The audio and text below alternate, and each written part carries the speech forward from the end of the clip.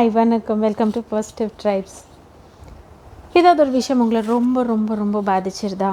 அந்த நேரத்தில் அந்த எமோஷன், அந்த பாதித்த விஷயத்தை ரெக்கக்னைஸ் பண்ணுங்கள்.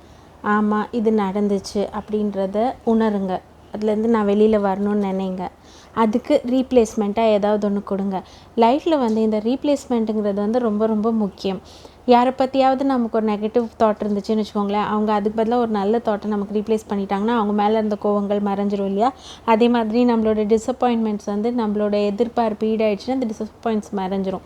இந்த மாதிரி ரீப்ளேஸ்மெண்ட்டுங்கிறது ரொம்ப ரொம்ப முக்கியம். ஸோ அந்த மாதிரி நீங்கள் ஏதாவது ஒரு விஷயம் உங்களை ரொம்ப இம்சை பண்ணுதா, அதுக்கு ரீப்ளேஸ்மெண்ட்டாக உங்களுக்கு பிடிச்ச சாங் கேளுங்க, இல்லை பாசிட்டிவ் ட்ரைப்ஸ் வீடியோ கூட பார்க்கலாம்.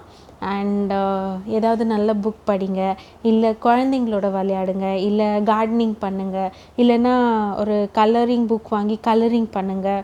அப்படி இல்லைன்னா போயிட்டு பக்கத்தில் ஏதாவது பார்க்கு புல்வெளி இருந்துச்சுன்னா வெறும் காலில் நடந்து போங்க.